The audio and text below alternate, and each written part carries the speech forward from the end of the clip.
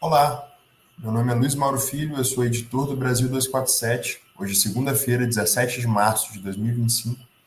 E hoje eu gostaria de trazer aqui uma notícia bastante relevante, bastante importante em relação à conjuntura econômica do país em 2025. O Copom, o Comitê de Política Monetária do Banco Central, ele elevará a taxa básica de juros, a Selic, em um ponto percentual, chegando a 14,25%, em uma reunião marcada para esta quarta-feira em Brasília.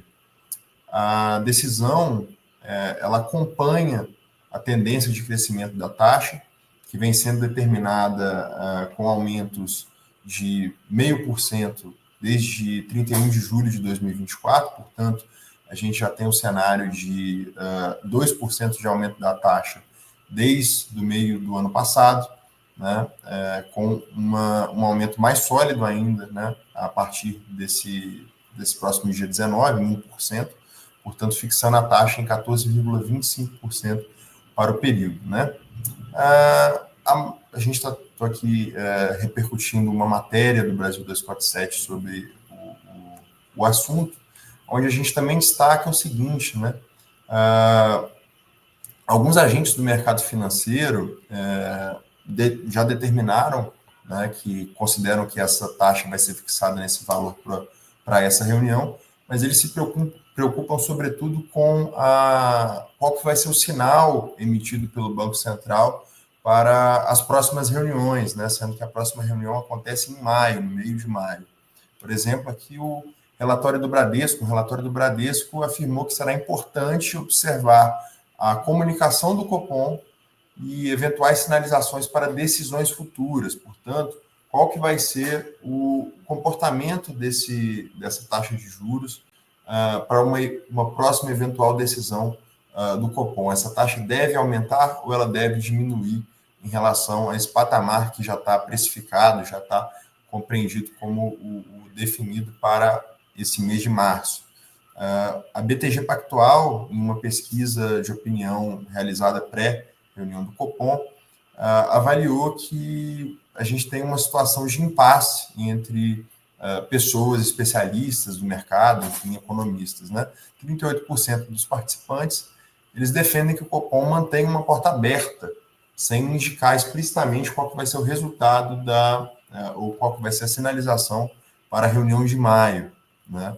Isso é bastante importante porque já demonstra uma tendência de diminuição, né, dessa política de aumento da taxa de juros, da Selic, no Brasil para o futuro, que é bastante importante, sobretudo, para o desenvolvimento, para o progresso da própria economia brasileira. Né?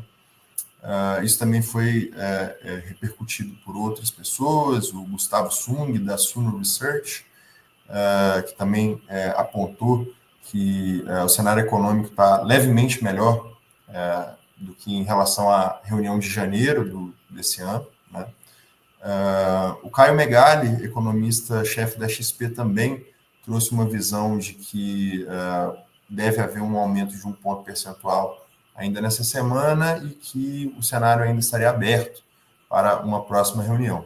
Agora, é interessante também perceber que este cenário, né, essa decisão do Copom, ela vem numa mesma semana onde a economia brasileira ela deu indicadores otimistas, né, em relação a indicadores de inflação e também sobre a projeção do PIB para janeiro, na notícia que a gente viu hoje. Né? Então, primeiro, né, um boletim Focus com os índices de preço ao consumidor, o IPCA, ele previu, né, ele trouxe uma previsão de que 2025 deve fechar com alta de 5,66 no momento, em comparação com uma projeção anterior de 5,68. É uma queda de 0,02% em relação a uma projeção da semana anterior, são projeções semanais, mas que já demonstra uma mudança na conjuntura, uma análise, sobretudo, do mercado em relação a essa conjuntura econômica. Né? Hoje também a gente teve a notícia, né, de que o índice de atividade econômica do Banco Central ele registrou um avanço de 0,9% no Produto Interno Bruto brasileiro para janeiro de 2025. é uma projeção evidentemente, mas que já traz um cenário muito mais otimista em relação ao que se previa para esse começo de ano, para esse primeiro trimestre, que vai se encerrando com o fim também de março, né? A gente está chegando aqui à metade posterior de março, né? Então, a gente está fechando esse trimestre e os dados do primeiro mês já demonstram resultados acima da expectativa nesse caso, né? O Lula, né, o presidente Lula, inclusive, celebrou nas redes sociais esse cenário positivo da economia, esse cenário otimista da economia, colocando o seguinte: a economia brasileira cresceu 0,9% em janeiro de 2025, em comparação com o mês anterior, maior alta desde junho do ano passado. Economia crescendo, a indústria aquecida e mais empregos para os brasileiros. Por essas e outras que eu digo que esse é o ano da colheita, né? O Lula vem frisando isso de maneira bastante enfática em pronunciamentos nos últimos tempos, nas últimas semanas, que esse é o ano da colheita para o Brasil, esse é um ano de colher frutos do que foi plantado ao longo dos últimos 2 anos de governo, sobretudo em relação a avanços econômicos, avanços industriais, ele vem falando bastante nisso, né? E, enfim, trata-se aqui de uma notícia bastante importante nesse sentido, porque demonstra 2 cenários distintos, né? Um primeiro, um cenário onde a fixação de uma taxa de juros mais alta, ela nos leva a crer, né, que a economia brasileira ela pode estar em risco por conta de um desencadeamento da inflação de maneira descoordenada e que isso poderia bagunçar a economia brasileira de um modo geral.